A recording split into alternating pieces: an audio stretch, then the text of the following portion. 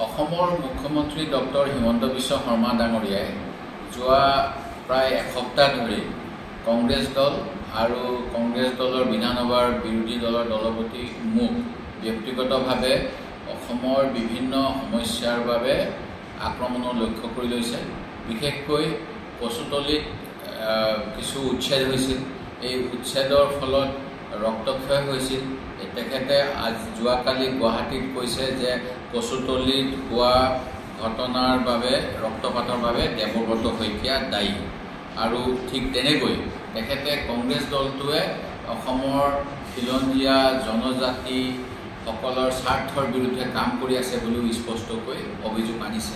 যোৱাকালি তেখেতে কৈছে যে ট্ৰাইবেল বেল্ট আৰু ব্লকত অনাকাংক্ষিত লোকৰ উপস্থিতিয়ে অসমৰ জনজাতীয় লোকসকলৰ ভৱিষ্যত বিপদাপন্ন কৰিব।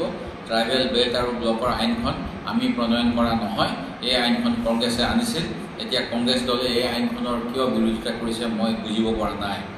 তেওঁলোকে ট্ৰাইবেল বেল্ট আৰু ব্লক লাগে নে নাই ক'ব লাগে। সদনত নিজেই আইন আনে আৰু বাহিৰত আইনখনৰ বিৰোধিতা কৰে।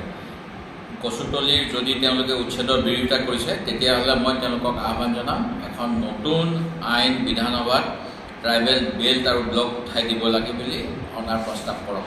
এই গোটেইখিনি সত্যৰ অপলাপ। আৰু মই পূৰ্বতে কোৱাৰ দৰে মুখ্যমন্ত্ৰী মহোদয়ে মিছা কথাৰে অসমৰ জনগণক বিভ্ৰান্ত কৰিবলৈ বিচাৰে। আজি মই আপোনালোকৰ যোগেৰে মুখ্যমন্ত্ৰী মহোদয়ে কেনেধৰণে সত্যৰ অপলাপ কৰিছে এই কথাখিনি ক'ব বিচাৰোঁ। Assam state capital region authority নামৰ এখন আইন 2017 চনত ছেপ্টেম্বৰ মাহত অসমৰ বিধানসভাত গৃহীত কৰা হৈছিল। আৰু এই আইনখনৰ দ্বাৰা দিছপুৰৰ যি ৰাজধানী ক্ষেত্ৰ, এই ৰাজধানী ক্ষেত্ৰ এটা বেলেগ অথৰিটি কৰাৰ কথা কোৱা হয়। এই বেলেগ এটা অথৰিটি কৰিবলৈ গৈ এই আইনৰ দ্বাৰা ট্ৰাইবেল বেল্ট আৰু ব্লকৰ জনজাতিসকলে বসবাস কৰা গাঁওসমূহকো ইয়াৰ ভিতৰত সাঙুৰি লোৱাৰ ব্যৱস্থা কৰা হ'ল। আৰু এই আইনখনৰ নাম হৈছিল আছাম এক্ট 38 অফ 2017। ইয়াৰ গভৰ্ণৰৰ একশ্যন পাইছিলে 16 October 2017। Assam state capital region development authority act 2017। এই আইনৰ অধীনত কোৱা হ'ল যে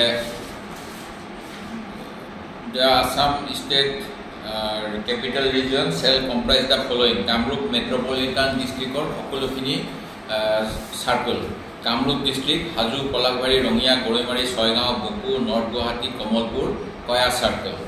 নলবাৰী ডিষ্ট্ৰিক্টৰো তেনেকৈ বৰক্ষেত্ৰী, নলবাৰী, পশ্চিম নলবাৰী, ঘগ্ৰাপাৰ, বৰভাগ, বৰক্ষেত্ৰী, দৰং ডিষ্ট্ৰিক্টৰ চিপাঝাৰ, পাথৰিঘাট, মঙলদৈ, মৰিগাঁও ডিষ্ট্ৰিক্টৰ মায়ং, মৰিগাঁও ইত্যাদি। এই আইনখনৰ যোগেদি ট্ৰাইবেল বেল্ট আৰু ব্লকৰ মাটিৰ ক্ষেত্ৰতো কেনেধৰণে কি কৰিব লাগিব চৰকাৰে নিজৰ হাতলৈ ক্ষমতা আনিছে।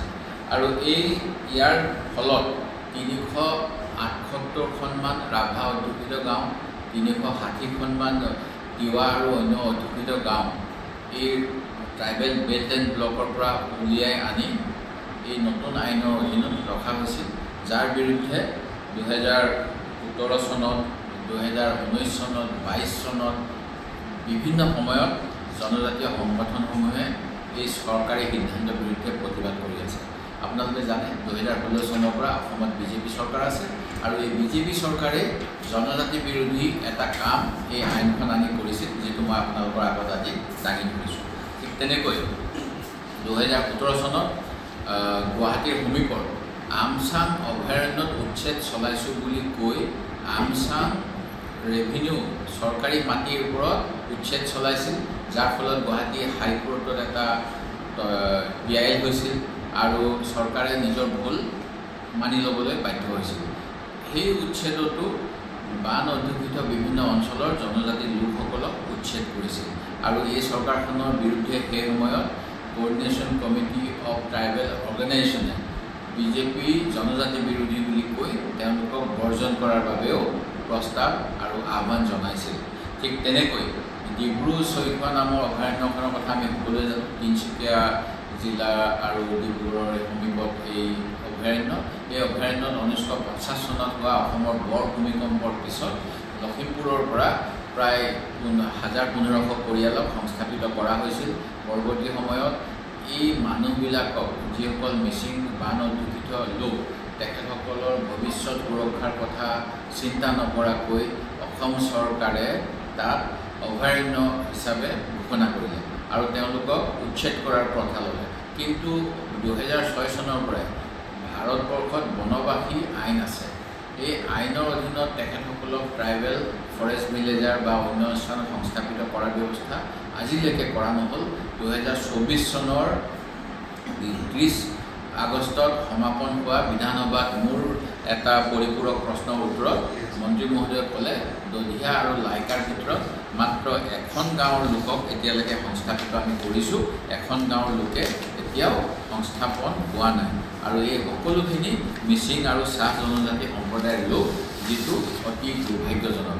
আৰু এই ক্ষেত্ৰত 21 জুলাই 2017 তাৰিখে ডিব্ৰু চৈখোৱাৰ দধিয়া ফৰেষ্ট অঞ্চলৰ লোকসকলক 8 মাহৰ ভিতৰত সংস্থাপন দিম বুলি chief conservator of forest, Assam চৰকাৰ, তিনিচুকীয়া জিলা প্ৰশাসন আৰু মিচিং তাকাম, মিচিং বাৰিং কেবাং আৰু বন বিভাগ আৰু বিভিন্ন স্থানীয় ব্যক্তিসকলৰ মাজত তিনিচুকীয়াত এখন চুক্তি হৈছিল 21 জুলাই 2017। এই চুক্তিও এতিয়ালৈকে সম্পূৰ্ণৰূপে পালন কৰা হোৱা নাই। যিকোনো খবৰৰ বাবে যোগাযোগ কৰক 7099017330 অথবা 7099017990 নম্বৰত।